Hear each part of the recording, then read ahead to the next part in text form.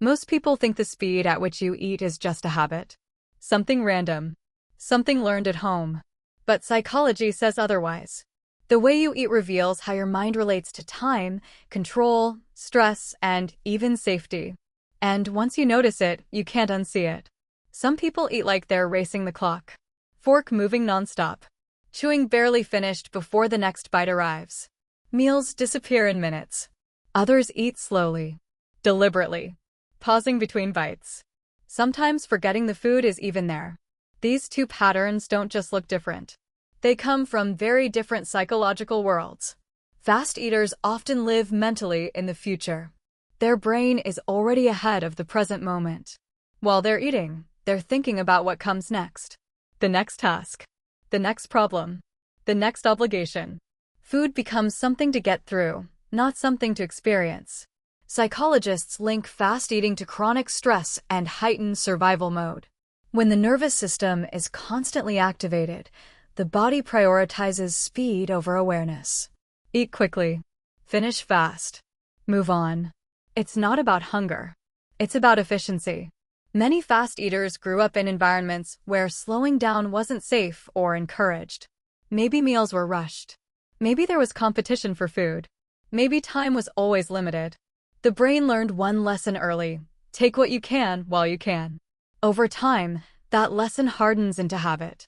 Fast eaters are also more likely to struggle with impulse control, not because they lack discipline, but because their brain is trained to reduce delay. Waiting feels uncomfortable. Slowing down feels unnatural. Even silence during a meal can feel irritating. You'll notice fast eaters rarely sit without stimulation. TV on. Phone nearby. Something playing in the background. Eating becomes secondary to distraction. The faster they eat, the sooner they can return to mental noise. Slow eaters live in a different psychological space. They are more present, or at least more capable of being present.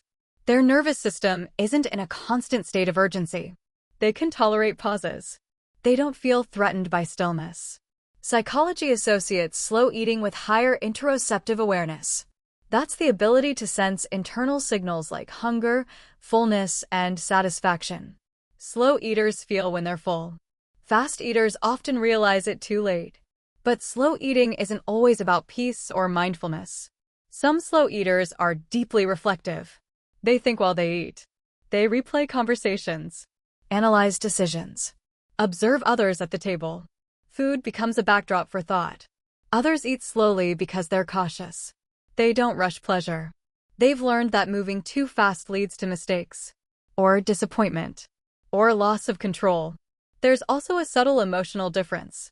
Fast eaters often treat food as fuel or relief, something to silence hunger quickly.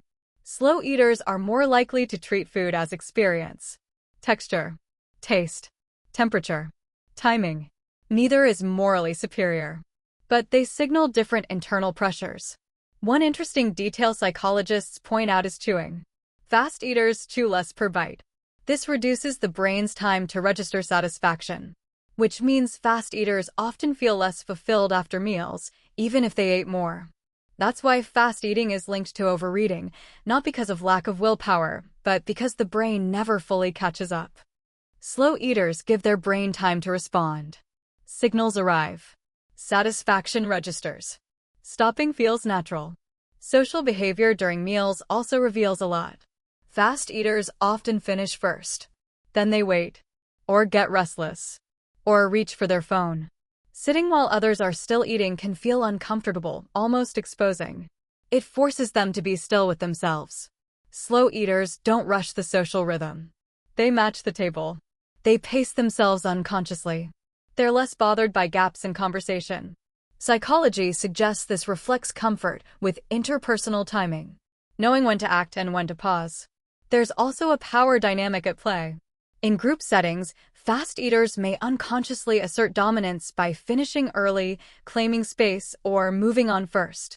Slow eaters may signal confidence through patience, showing they don't need to rush or compete. Again, most people aren't aware they're doing this. The speed of eating also mirrors how people process emotions. Fast eaters often want emotions to pass quickly. They distract, suppress, or move on fast. Slow eaters tend to sit with feelings longer, sometimes too long. They process, reflect, replay. Neither approach is perfect. Both have strengths and blind spots. What's fascinating is that people rarely change their eating speed consciously. It's deeply tied to how safe their nervous system feels. When people feel relaxed, their eating naturally slows. When stressed, rushed, or emotionally overloaded, it speeds up. That's why vacations change eating habits. Why calm environments slow people down. Why anxiety speeds everything up. Your eating speed is less about food and more about how you experience time. Fast eaters often feel like there's never enough of it. Slow eaters feel like they can afford to exist in the moment. If you want to understand someone quickly, don't ask them questions. Watch how they eat. Do they rush the plate? Or let the meal linger? Because the plate is never just a plate. It's a mirror. And once you notice it, you'll start noticing something else. On days you feel calm, your pace changes. On days you're overwhelmed, it speeds up. The body always tells the truth first. So the next time you sit down to eat, don't try to change anything. Just observe. The speed, the pauses, the urge to rush, or the comfort in slowing down. That small detail reveals more about your psychology than most people realize. And now that you know this, you'll start seeing it everywhere.